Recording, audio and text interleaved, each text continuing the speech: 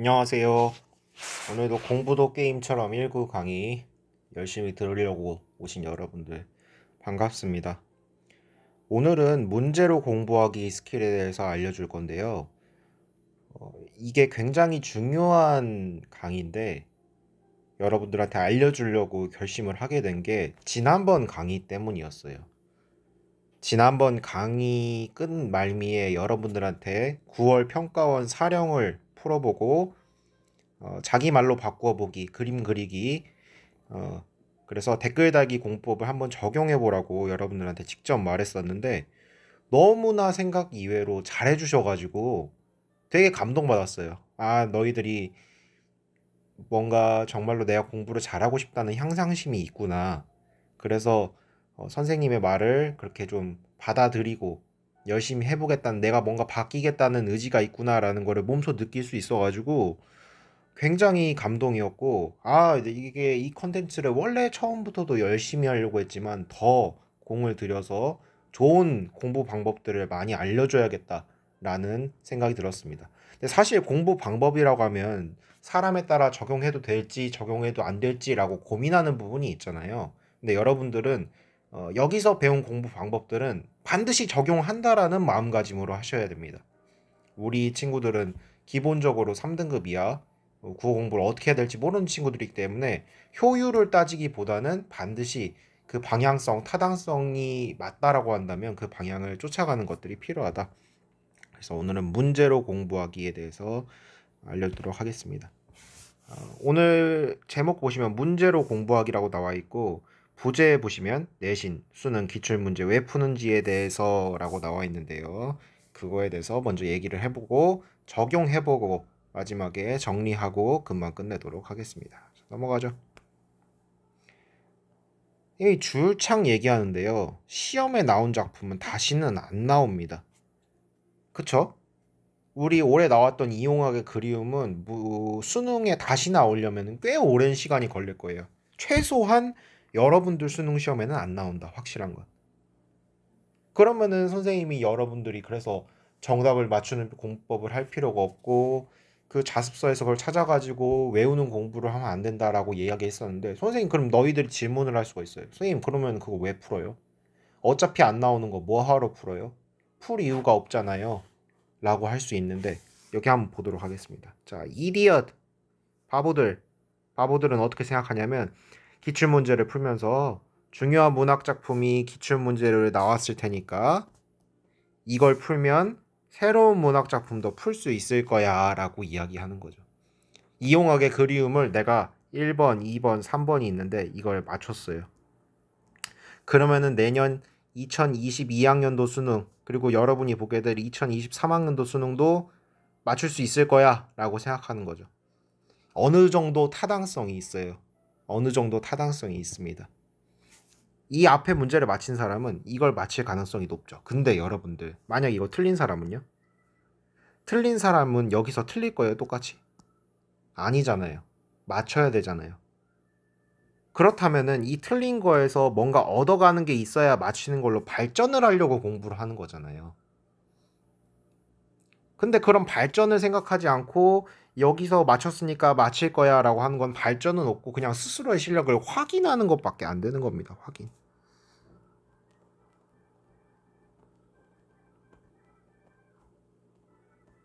확인 과정에 불과하다. 그러니까 여러분들은 이런 공부를 할 필요가 없다라는 거죠. 근데 왜 기출문제를 풀으라고 하고 선생님도 기출문제로 강의를 하느냐? 여기 지니어스에 나와 있습니다. 기출문제에 나왔던 개념 그리고 문항 제작 방식은 중요하니까 또 나올 수 있을 거야. 만약에 이번 이용학의 그리움에서 뭔가 핵심이 되는 뭐 그리움이라는 정서가 나왔다고 합시다. 그럼 여러분 그리움의 정서를 나타내는 시는 다음번 2022학년도 수능에 아예 안 나옵니까? 아니죠. 다시 나올 수 있죠. 그리움이 똑같이 나올 수 있는 거잖아요. 만약에 이번에 역설이 나왔다고 합시다. 그럼 다음번에는 역설은 이제 한번 나왔으니까 안 나오는 거예요? 아니죠. 또 나올 수 있는 거죠. 다 나올 수 있는 거예요. 그러니까 여러분들은 이런 문학 작품 기출 문제 마찬가지로 비문학 작품을 공부하면서 그 내용을 아는 게 아니라 실제적으로 알아야 되는 내용은 따로 있다라는 거예요. 그 알아야 되는 내용이 뭔지 알기 위해서 문제를 푸는 겁니다. 이게 뭐라고 하는지 잘 이해 못한 친구들을 위해서 실제 기출문제를 통해서 어떻게 하는지 알려드리도록 하겠습니다. 우리 지난 시간에 봤던 이용학의 그리움이에요. 여러분들 되게 엄청나게 잘해줬어요. 내 말로 바꿔서 하는 거, 그리고 내 말로 바꿔 댓글 달기 공부법이라고 하죠. 댓글 달기 공부법하고 그림 그리기, 이미지화하기 공부 방법을 아주 잘 적용해줬는데 이 다음번에도 반드시 그런 식으로 하셔야 됩니다. 다음번에도 그냥 끝내는 것이 아니라. 자, 그러면은 이번 시간은 짧게 문제로 공부하기 스킬만 딱 집어서 알려드리도록 하겠습니다. 여러분들이 43번 문제를 풀었다고 합시다. 여러분들은 일반적으로 어떻게 푸냐면 43번에 답이 5번이네. 5번이 왜 정답이지? 라고 찾아보고 그냥 끝납니다. 그렇게 하면 안 돼요. 어떻게 해야 되는지를 지금부터 알려드리겠습니다. 자, 1번을 읽어봅시다. 오는가를 쏟아져 내리는가로 변주하여 대상에 대한 화자의 거부감을 드러내고 있다 라고 나와 있는데요. 여기 1년에 대한 내용이 여기 나와 있죠. 자, 여러분 여기 보세요. 눈이 오는가가 뭘로 바뀌었어요? 쏟아져 내리는가로 바뀌었죠. 그 바뀌었다라는 말을 뭐라고 했어요? 변주라고 했죠. 여러분들이 여기서 확인하셔야 되는 게 뭐냐면 변주라는 단어를 내가 알고 있는가, 그리고 문제에서 변주는 어떠한 형태로 나오는가를 알아야 됩니다. 눈이 오는가, 여러분 눈이 오는 거하고 쏟아져 내리는 거하고 결과적으로 이렇게 내린다라는 의미에선 똑같은 거죠. 같은 의미인데 표현이 조금 달라졌네요.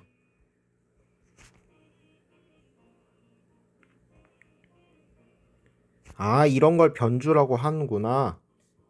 대상에 대한 화자의 거부감을 드러내고 있다. 여러분, 같은 의미인데 표현이 조금 달라지면 거부감이 드러날 수 있어요?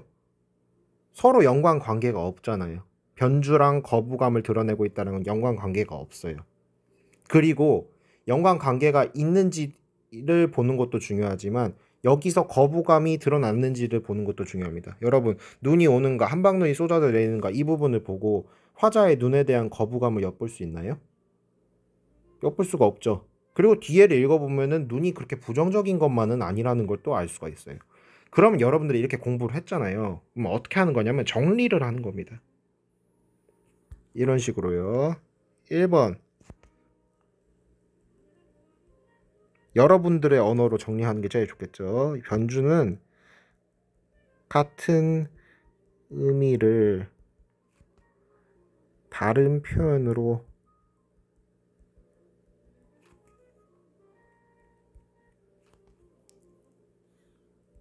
나타내는 것. 이렇게 1번을 정리하는 거예요. 자, 2번 돌아가겠습니다. 돌아감과 달리는의 대응을 활용하여 두 대상 간에 조성되는 긴장감을 묘사하고 있다. 여기 보시면 두 번째 연을 보겠습니다. 험한 벼랑을 굽이굽이 돌아간 백무선 철기 위에 느릿느릿 밤새어 달리는 화물차의 검은 지붕에 돌아간 하고 달리는 하고 보이시죠? 돌아간 달리는 보이시죠? 이게 대응인지 보시면 됩니다. 대응이 맞습니다. 선생님은 맞다고 생각해요. 왜 대응이 맞냐면 일단 대응 위치도 비슷해요. 위치도 비슷.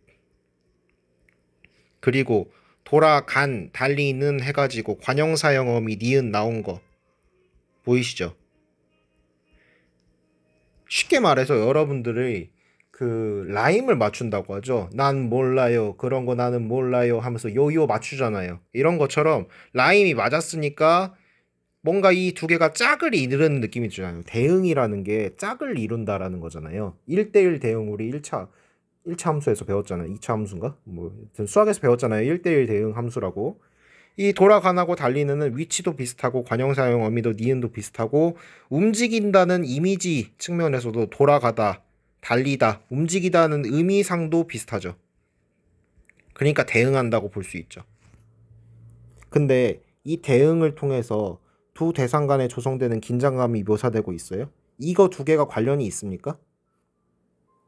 언뜻 봐서는 관련이 없는 것 같은데 여러분 대응을 활용해서 긴장감을 묘사할 수도 있죠. 근데 여기서는 아닙니다. 여러분 지금 이 돌아가는 두 대상 철길 그리고 화물차 벼랑 이런 것들 간의 긴장감이 느껴집니까? 긴장감이 안 느껴지잖아요. 그냥 길이 있는데 외로이 철길 따라서 기차가 가고 있는 건데 무슨 긴장감? 이렇게 해서 문제는 푸시면 되는데 여기서 여러분들이 얻어가는 게 있어야 되잖아. 선생님이 말하는 문제로 공부하기 스킬 이렇게 2번 정리하는 거예요. 아, 위치가 비슷하고 통사 구조. 통사 구조는 관형사형 어미 같은 거죠. 통사 구조나 의미가 유사하고 뭐 라임이 맞고 라임이 비슷하면은 대응이라고 하는구나. 그러면은 이 문제가 똑같이는 안 나와도 나중에 바뀌어서 이 대응이라는 말이 나왔을 때 다른 시에서 대응이 나왔을 때 여러분들이 판단을 할 수 있는 거죠. 아, 이게 위치가 비슷한가? 통사구조가 비슷한가? 의미가 유사한가? 라임이 맞는가? 이런 것들을 확인해가지고 대응이란 말이 맞는지를 여러분들이 판단해야 된다는 거예요. 이런 식으로 한다는 거. 어떤 말인지 감이 오시죠? 네. 그러니까 국어를 감으로 푼다라고 하는 친구들, 이거 맞는 느낌인 것 같아서 맞다라고 하는 친구들이 점수가 오르락 내리락 하고 점수가 낮을 수밖에 없는 이유가 이겁니다. 실제 국어 시험은요, 감으로 풀게 내지 않아요. 이런 식으로 네가 이거 변주라는 말 이해할 수 있니? 대응이란 말 이해할 수 있는지를 평가하는 거니까요. 마저 보도록 하죠. 철길에서 화물차의 검은 지붕으로 묘사의 초점을 이동하여 정적인 이미지를 강화하고 있다라고 나왔는데요. 여기 보시면은 철길 나왔고요. 화물차의 검은 지붕으로 말이 바뀌었죠. 묘사의 초점이 이동했죠. 묘사의 초점 이거를 백무선 철길을 묘사했다가 검은 지붕으로 묘사를 했습니다. 여러분 묘사의 초점이 이동하면은 정적입니까? 동적입니까? 그러니까 이건 여러분들이 동적이라는 건지 정적이라는 건지 알고 있는지를 묻는 문제인 거죠. 이 문제를 풀고 여러분들은 뭘 정리했어야 되냐면 묘사의 초점 이동은 정적이란 말하고는 반대의 말이고 동적이란 말하고는 비슷할 수 있겠구나.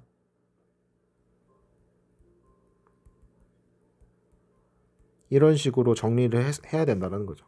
빠르게 우리 시간이 벌써 12분이니까 빨리빨리 19 강의 맞춰야 되니까 빨리빨리 가보도록 하겠습니다. 잉크병이라는 사물이 얼어드는 현상을 활용하여 화자가 처한 현실의 변화 가능성을 암시하고 있다.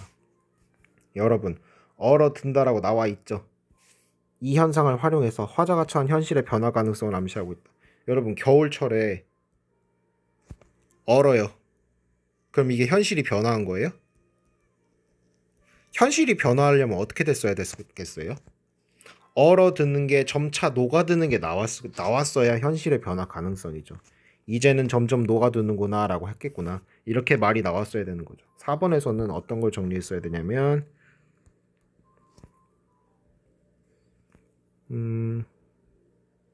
그냥 뭐 말이 없어요. 그냥 여기는 현실의 변화 가능성이 뭔지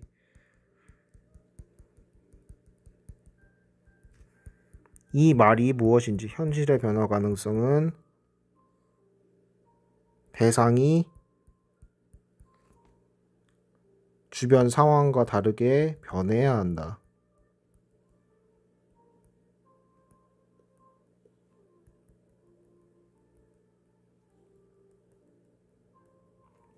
(5번) 보겠습니다. 잠을 깬 자신에게 어쩌자고라고 의문을 던져 현재 상황에서 느끼는 화자의 애달픈 심정을 드러내고 있다. 자, 여기 보시면은 어쩌자고 잠을 깨어라고 했죠. 여러분 잠을 자고 있으면은 애달픈 심정을 느낄 수 있어요, 없어요? 없잖아요. 근데 내가 여기서 잠을 깨면은 그리움을 느끼고 있어요, 안 느끼고 있어요? 느끼고 있죠. 이 문제는 어떻게 푸는 거냐면요. 어쩌자고 잠을 깨어가 여기 나와 있고 애달픈 심정이랑 그리움의 감정이 똑같은 말이라는 걸 아는지 확인하는 문제예요. 여러분들이 여기서 알아야 되는 거, 정리해야 되는 거. 여러분 의문을 던지면 무조건 애달픈 심정이 생깁니까? 그건 아니잖아요. 그럼 이건 정리할 필요가 없는 거고. 어쩌자고 의문을 던져 현재 상황에서 듣기는 하다의 애사푼신. 이거 여기서 뭐 배울 게 없네. 배울 게 있어야 되는데. 어쩌자고 잠을게요. 의문을 던져. 어쩌자고가 의문이라는 건 알았지. 어쩌자고. 이게 의문형이구나. 그리고 새롭게 알게 된 거. 잠을 깨면은 괴로움을 느끼는구나. 그러니까 괴로운 상황에서 잠을 자고 있으면 괴로움이 덜 하잖아요. 그래서 어른들, 여러분 아버지 어머니나 선생님이나 술을 먹는 거고 잠자려고 그런 거고요. 자, 이렇게 해가지고 이렇게 정리를 해요. 그래서 여러분들 문제지나 노트에는 이렇게 정리된 내용을 만드는 게 여러분들이 국어 공부를 하는 목적인 겁니다. 기출 문제를 푸는 목적이에요. 그래서 1, 2, 3, 4, 5번을 다시 한번 읽어보고 변주는 같은 의미를 다른 표현을 나타내는 것이구나. 이런 것들을 체크를 하고 내가 모르는 개념이 있었는지 강의로 확인하고 선생님한테 물어서 확인하고 이걸 바꾸는 과정이 문제로 공부하는 과정이라는 거. 자, 그럼 정리를 해보도록 하겠습니다. 내신 수능 가릴 것 없이 문제를 푸는 것은 문제로 공부를 하기 위해서이다. 그러니까 우리는 이 방금 1, 2, 3, 4, 5번을 적기 위해서 했다라는 거죠. 두 번째, 정답을 맞췄는지가 그래서 안 중요하다. 정답은 맞췄는지 하나도 안 중요해요. 거기서 뭘 얻었는지가 중요하니까. 세 번째, 문제로 공부하기 결과를 깔끔히 정리하여. 선생님은 지금 여기서 보시면은 깔끔히 정리하지 못했죠. 여러분들은 깔끔히 하셔야 돼요. 이 남학생들이라서 걱정되는데 노트로 여기 이걸 따로 정리해 놓으면 최고입니다. 이것까지 하면은 여러분 1, 2등급 갈 수 있어요. 근데 내가 진짜 그것까지는 안 된다 하면은 문제집에다가 깔끔히 1, 2, 3, 4, 5번으로 이렇게 볼펜으로 깔끔히 써도 그거 인정해 드리겠습니다. 그렇게 해도 인정한다라는 거. 자, 그럼 숙제를 안내해 드리겠습니다. 숙제는 여러분들 이 이용학의 그리움이랑 같이 딸려 있는 그 시 세트가 있었죠? 네. 마음의 언덕이라는 이시영의 마음의 언덕이라는 시였는데요. 그거 44번 문제를요.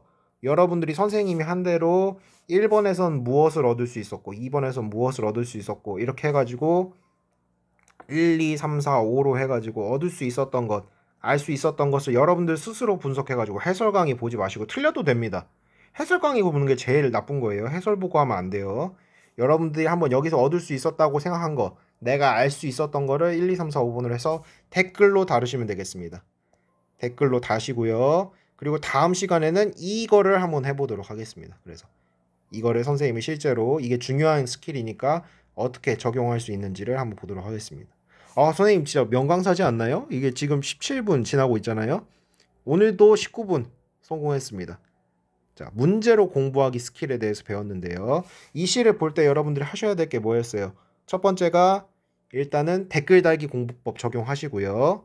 두 번째가 이미지화 시키는 거, 그림도 한번 그려보시고요. 마지막으로 문제를 푸시고 문제를 통해서 무엇을 얻을 수 있었는지 1, 2, 3, 4, 5번 문제로 공부하기 스킬 적용하시면 되겠습니다. 자, 수고하셨습니다.